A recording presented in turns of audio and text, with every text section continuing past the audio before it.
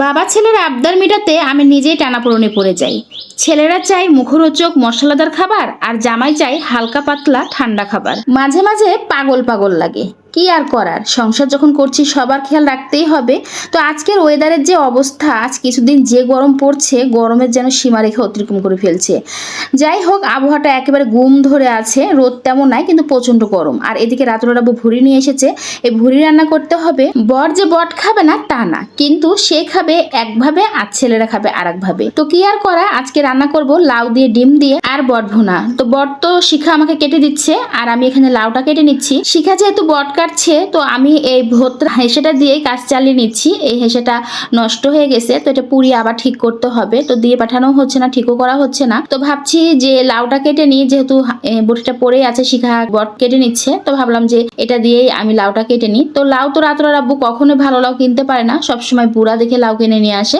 দেখতেই পাচ্ছেন বিচিগুলো কেমন দাঁত দাঁত হয়ে গেছে, মানে শক্ত হয়ে গেছে। যাই হোক, আমি লাউটা কেটে কুটে ধুয়ে পরিষ্কার করে নিয়েছি। আর এর মধ্যে আমি লবণ, পেঁয়াজ, হলুদ আর পানি দিয়ে সিদ্ধ বসিয়ে দিলাম। এই যে বললাম জামাইয়ের জন্য হালকা পাতলা খাবার, ও কোনো মশলা দিয়ে কোনো খাবার খেতে চাচ্ছে না কিছুদিন থেকে। এর মধ্যে কয়েকটা কাঁচামরিচও দিয়ে দিলাম, দিয়ে প্রেসার কুকারে তুলে দিলাম। আর ভাবলাম আর একটা চুলা জ্বালিয়ে দেই, দিয়ে বট ভুনাটাও করে নিই। পেঁয়াজ, কাঁচামরিচ এগুলো দিয়ে দিলাম, যেন এমন ভাবে রান্না করব বড় যেন খেতে পারে, ছেলেরাও যেন খেতে পারে।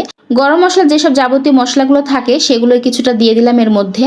এই গরম মশলা বাটার দিয়েও খেতে চায় না রাতুল আব্বু, কি যে হয়েছে, কিছুদিন থেকে খাবার নিয়ে খুবই সমস্যা করে। আর এখানে এই যে আমি ভুলে গেছিলাম ফ্রিজ থেকে মশলা বের করতে, তো এই যে মশলাটাকে বাড়িয়ে ধরিয়ে ভেঙে কিছুটা মশলার মধ্যে দিয়ে দিলাম। হলুদ গুঁড়া, মরিচ গুঁড়া, লবণ সবকিছু দিয়ে আমি মশলাটা কষিয়ে নিব। তো আমার সব মশলা দেওয়া হয়ে গেছে, আর এখন একটু একটু পানি দিয়ে আমি ভালো করে কষিয়ে নিচ্ছি। আর কষানো হয়ে গেলে এই বটটা আমি এর মধ্যে দিয়ে দিব, দিয়ে নেড়ে চেড়ে ভালোভাবে এটাকে আস্তে আস্তে হতে দিব। তো এটা আমি একটু কষিয়ে নিয়ে আমি প্রেসার কুকারে সিদ্ধ বসিয়ে দিব, যেহেতু এটা সিদ্ধ করতে অনেকটা সময় লেগে যাবে। এটা নেড়ে চেড়ে আমি ঢাকনা দিয়ে ঢেকে দিলাম। আর এই সাইডে আমার লাউটা সিদ্ধ হয়ে গেছে। কড়াইয়ে তেল গরম করে নিয়ে পেঁয়াজ, একটু রসুন আর কাঁচামরিচ ভালো করে ভেজে নিচ্ছি। আর এখান থেকে আমি দুটো ডিম বের করে নিলাম।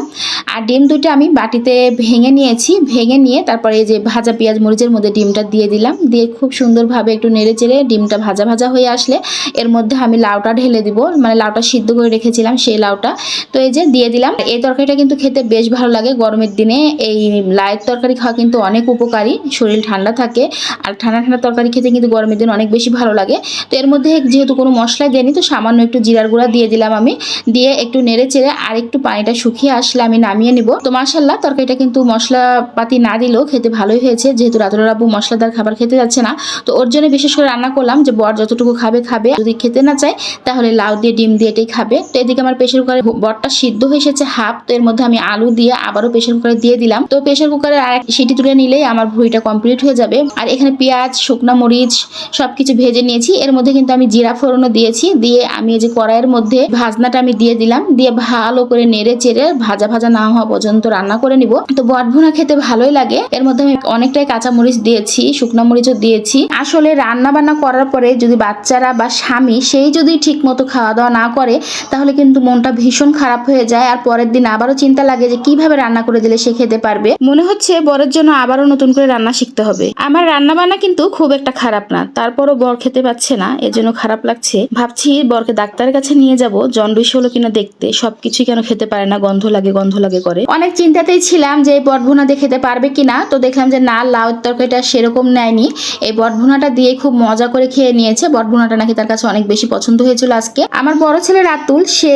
দুপুর পরে একটু টক মাখানো খেতে ভীষণ পছন্দ করে। তো এখানে কাসুন্দি দিয়ে পাতলা পাতলা করে আম কেটে মাখিয়ে নিয়েছিলাম, আর আম মাখাটা সবাই মিলে খেয়ে নিলাম, অনেক মজা লাগছিল। তো আজকের ভিডিওটা এতটুকুই, সবাই ভালো থাকবেন, আল্লাহ হাফেজ।